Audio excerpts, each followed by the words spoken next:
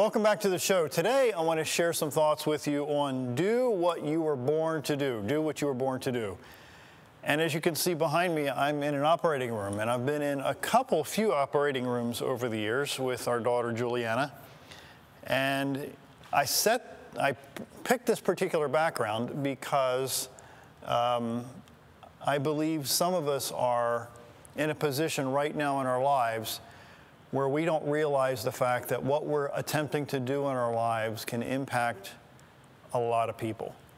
You say, well, John, maybe I want to be a carpenter or a plumber or a teacher or somebody that works behind the scenes, maybe an accountant or an engineer or something. And, I don't think that what I'm going to accomplish or want to accomplish or have a dream to accomplish is going to impact anybody at all. Well, I suggest to you that every little thing that you do in your life can, in fact, impact more than one person. In fact, there's times in your life when, at least in my life, and I'm sure maybe if not in your life, then in the lives of a few people that you know, that you want to run away from your destiny because of fear, because of anxiety, because of maybe some of the negative things that people have told you in your life about you. Maybe their opinions of you haven't been so kind, they haven't been so polite, and maybe they assumed certain things about you. The enormity, really, of what you feel you need to do pulls you in a direction that can cause either excitement or deep terror in your life. Let me share a story, actually a funny story that probably didn't happen, but it's a great illustration. There was once a criminal who had committed a crime. Well, obviously that's what criminals do, right? They commit crimes. Anyway, he was sent to this king for his punishment, and the king told him he had a choice of two punishments. He could either be executed or take what's behind a big, dark, scary iron door. Well, the criminal quickly decided the execution. He turned to the king and asked, by the way, out of curiosity, what's behind that door? What's behind that big gate? The king laughed and said, it's funny. I offer everyone the same choice, and nearly everyone picks the execution. So, said the criminal, tell me, what's behind this door? Obviously I won't tell anyone. So the king paused and answered, freedom. But it seems most people are so afraid of the unknown, they immediately take the execution. So how many times have you faced or been faced maybe with a similar situation like this silly story where you, in essence, forfeit a dream, you forfeit a goal because at the moment it was scary. Maybe you didn't think you had the capacity to operate on somebody or help somebody or make a difference in somebody's life because all the stuff is so scary looking, you didn't think that you had it in you to learn enough to make a difference in somebody's life. Helen Keller said, life is either a daring adventure or nothing at all. Life is either a daring adventure or nothing at all. Chris Jammy, if you've never heard of him, he's a pretty deep guy. He wrote, quote, most men either compromise or drop their greatest talents and start running after what they perceive to be a more reasonable success. Let me share that part again. Most men or most people either compromise or drop their greatest talents and start running after what they perceive to be a more reasonable success. And somewhere in between, they end up with a discontented settlement. Safety is indeed stability, but it is not progression. I would suggest to you that you and I have a tendency to fall into a nice, easy little comfort zone. And I share this a lot on these shows because it's a very important issue with a lot of people, that we fall into this comfort zone of wanting to do something that we know how to do, and we don't want to stretch ourselves into doing something uncomfortable. When I was about, 8 or 9 years old, I was in this particular school, and there were a percentage of the classmates that I had at the time that we had to take music classes. and the majority of the kids wanted to learn violin. So of course, at the time I was a follower, so I decided that I was going to learn how to play the violin with my peers. So one day my music teacher approached me and said, "John, we need some people to play the viola." Not the violin, but the viola, which is slightly different and a deeper tone than the violin. Well, the way you play a viola is similar to a violin, but not the same. The notes aren't the same. How it's done mechanically is not the same. Well, I was only going to be one of 2 viola players versus, I can't remember the exact number, 6 or 8 violin players. So I was going to be the oddball. I was going to be the 20% of the 100% that were going to play this viola. Longer story short, I eventually learned how to play the viola, and during that time in music class, I was one of the 2 that were playing the viola. But I'll tell you flat out, it was not comfortable. I didn't want to be one of the 2 out of the 10. I wanted to be of the 8 out of the 10. And I would suggest to you that you may have the same temptation to want to be the 8 out of the 10 instead of the 2 out of the 10. Well, I'm telling you flat out that the most successful people on the planet are not just the 2 out of the 10, but they're the 1 out of the 10.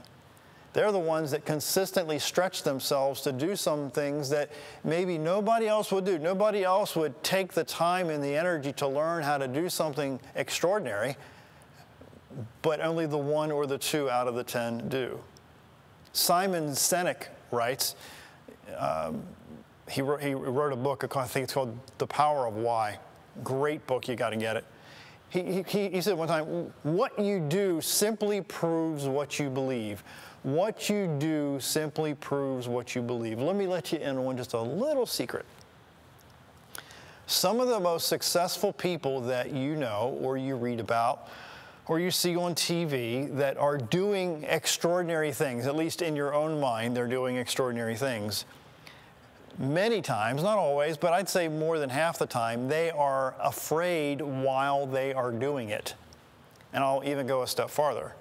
Some of those people consistently do these things that are outside of their comfort zone because they know that if they do not consistently do them, then by default, they're going to fall back into this lackadaisical, this mediocrity, this comfort zone that will then make it much more difficult to do the extraordinary things that they've been able to accomplish in their lives. So let me kind of break it down into what we can do, what you and I can do every day. What I found to be important is that you have to set a schedule consistently to do things that you might be intimidated doing, at least on the front end. Does that make any sense? And in other words, I'm hesitant in even being more specific, but I will to help you. There are certain areas in my life, certain habits in my life that I've developed because if I don't maintain the habit, then I'm going to fall back to the way I used to be. You need me to be a little more specific? All right, I'll be a little more specific. Internally, I tend to be fearful. Internally, I tend to be full of anxiety. I tend to be afraid of doing things that I could be laughed at or ridiculed or judged unfairly. So my comfort zone wants me to be out of the spotlight, wants me to be behind the scenes and not do anything that's going to be seen. However, I know internally that if I don't keep getting in front of people and doing the things that I do, like my weekly emails that I send out, like these shows that I do regularly, that if I don't consistently do that, then that internal struggle of anxiety and being afraid and being intimidated, etc., is going to rise to the surface, whereby it's taken me a number of years to kind of push that down due to the habits that I've developed in order to push me past some of those anxieties and those fears. Does that make any sense?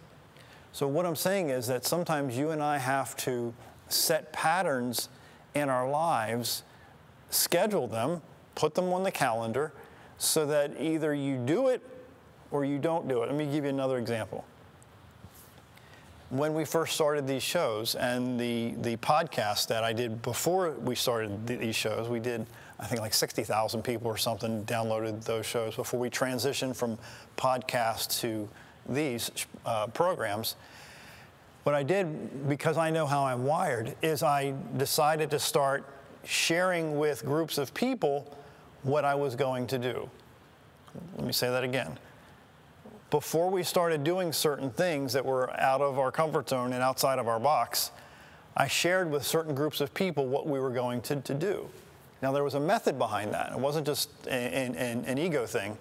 I did it because I decided that if I didn't do what I said we were going to attempt to do, like these shows and the weekly emails and other things that we're doing, that people were going to be viewing me as a liar or a coward. So when I shared the goal, when I shared the dream, when I shared the mission, when I shared the task of what we're going to do, it either created in me a push to do it because I didn't want to be viewed as a liar or a coward, or that I was going to allow the intimidation of what we were trying to do, or it was going to block me. So I was literally playing a mind game with myself to push me out and do things that I didn't think I would enjoy doing or might not be qualified for. So that's something, that's an idea that maybe you might want to attempt, that other people have done, by the way, this is not new, that they've decided to share, again, I'll say it several times, they decided to share with groups of people what they want to do and what they're going to do, and then they have to do it or be viewed as a liar or a coward. Try that technique, and it could work for you. Again, Simon Sinek writes, what you do simply proves what you believe. So you have to have an attitude of whatever it takes. There's an ancient story that goes back a really long time ago about a guy that was tasked to do something that was pretty extraordinary. So he surrounded himself with some guys, some friends that he had known for a little under 3 years, and they hung around together all the time. So this leader, this small band of 12 guys, he decided to go to a certain place to really think about this humongous task that he felt that he had to do. So he thought that maybe that these 12 guys would hang around him long enough to support him, but after he was not too many yards away from him, as he was thinking this through, the guys over to his side fell asleep. They didn't understand his pain. They didn't understand his agony. They didn't really have the ability or the desire to buy into the enormity of the task that was facing him. What I'm trying to tell you, I guess, is that there's going to be few, if any, people that are going to really understand the enormity of the task that you have inside your soul, inside your head, inside of your heart. Very few people are going to understand your motive. Maybe there's going to be nobody that's going to really understand maybe your long-term vision of maybe something that you want to accomplish ultimately for the world. I will tell you this, that you need to be very careful of who you share that information with on one side of my mouth, and then moments ago you heard me say that you have to share it with everybody because there's going to be people that's going to either view you as a coward or a liar. I will suggest to you, though, that people are going to misunderstand your motive.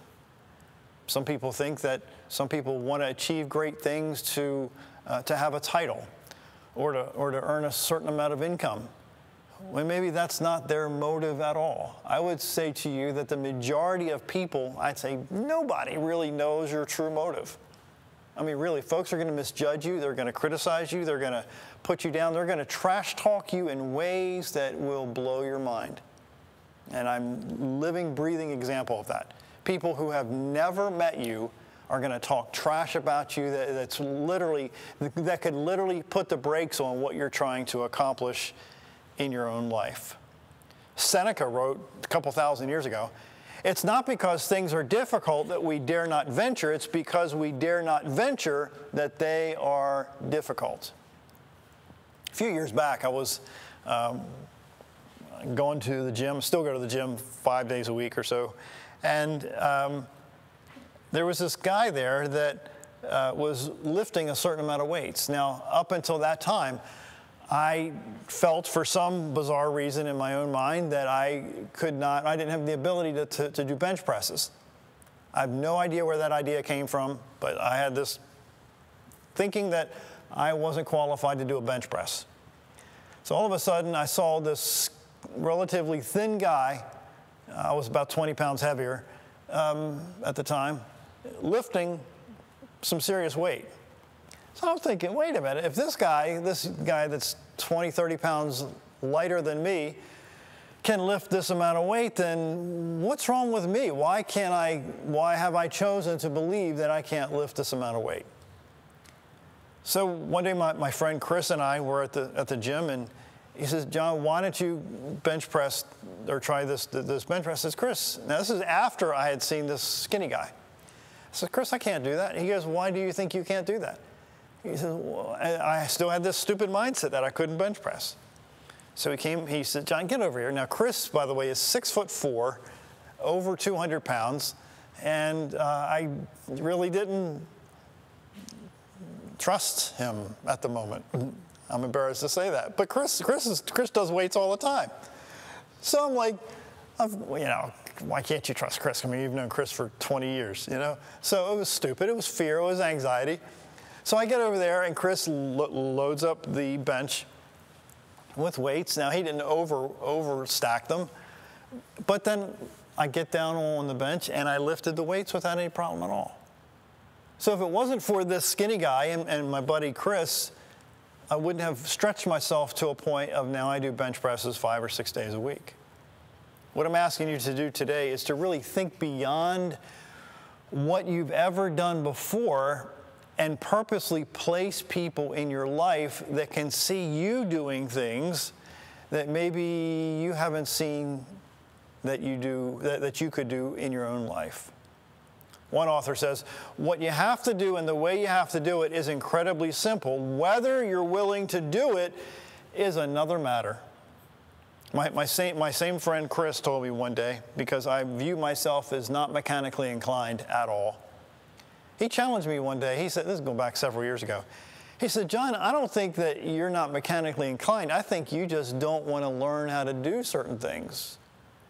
Now again, Chris is 6'4". I'm less than 5'10" now. I think I'm shrinking. He says, John, I don't think you really want to learn how to do things. So he verbally slapped me in the face and got me to really realize, in fact, that may be true, that there are certain things in my life that I don't want to do. I would rather delegate that to other people in my life to build the bookshelf or to do the things or to fix the car, etc. So I go back to what this quote is. What you have to do and the way you have to do it is incredibly simple. Whether you're willing to do it is another matter. Carl Wallenda, who was a tightrope walker many years ago, said, life is being on the wire. Everything else is just waiting.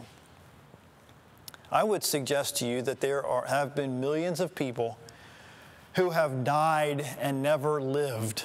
I'm talking people in their 70s, 80s, and 90s that have lived a long time, but they've never really lived.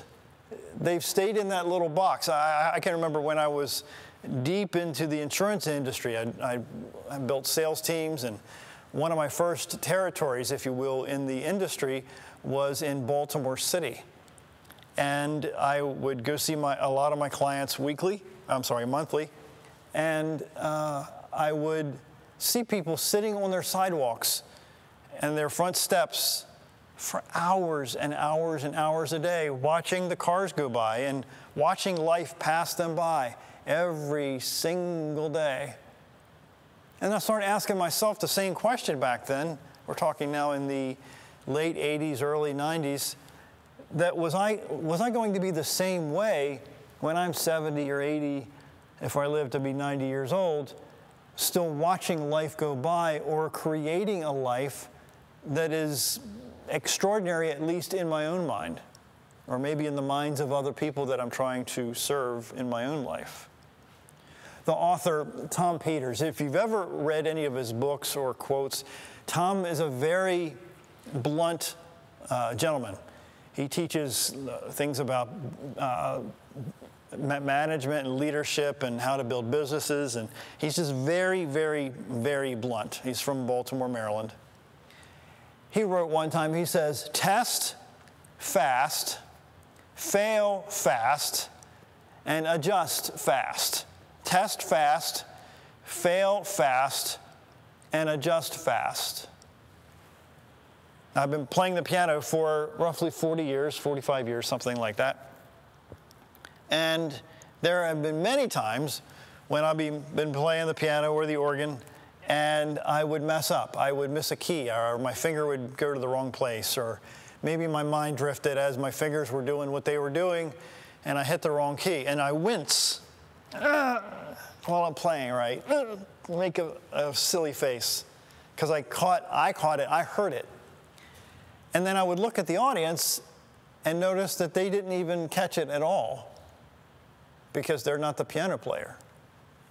What I'm suggesting to you here in this example is that you're going to catch more mistakes in your own life than the people around you that are going to catch the mistakes.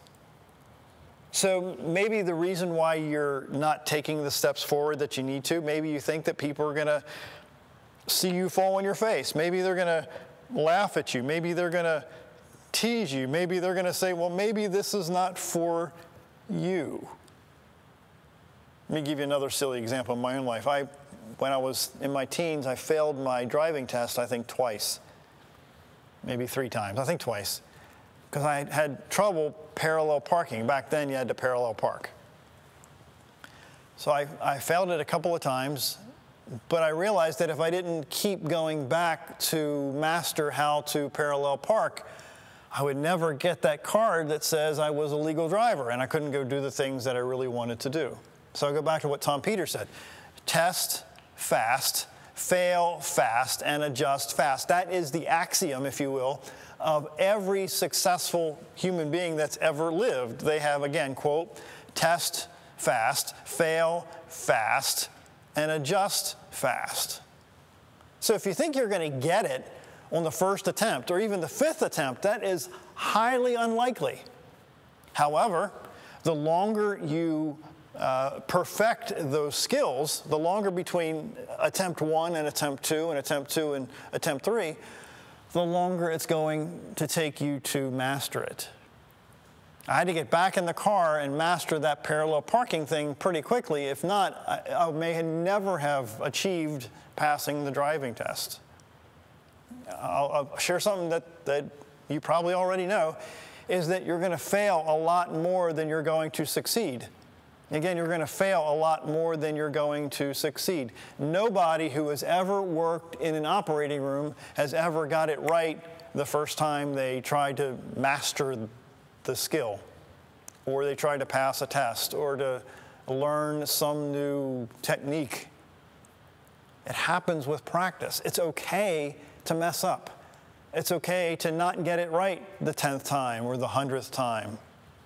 William Jennings Bryan wrote many, many years ago, the way to develop self-confidence is to do the thing you fear and get a record of successful experiences behind you. Let me say that sentence again. The way to develop self-confidence is to do the thing you fear and get a record of successful experiences behind you. Destiny is not a matter of chance. It's a matter of choice. It is not a thing to be waited for. It's a thing to be achieved. Again, this is by William Jennings Bryan. The great actor John Barrymore wrote, you can only be as good as you dare to be bad. Again, you can only be as good as you dare to be bad. These TV shows, I cannot tell you how intimidating they were for me, a guy who had a severe stutter as a kid, and the stutter appears still from time to time. How intimidating it is, and some days still is, to get in front of a camera and people and speak in public and all the other things that we do with that fear, with that anxiety that I'm going to get stuck on a word or hesitate, or the challenges that us stutterers have that's going to embarrass me. But if you and I continue to allow the embarrassment of you failing or us failing, we're never going to achieve the things that I think that we were born to achieve. So what I'm asking you today, as we end this episode, is it's critical that you step outside of maybe some of the things that you feel comfortable doing, because you only have one life. And none of us know when our day is going to come. I mean, my daughter, Juliana, passed away at age 14 years old. She hadn't even started life. She wanted to be a chef and own a restaurant. That was a couple of her goals in life, but she never got that chance. I'm asking you to maximize every single day and do the things that are uncomfortable consistently, so that one day the uncomfortable will be enjoyable.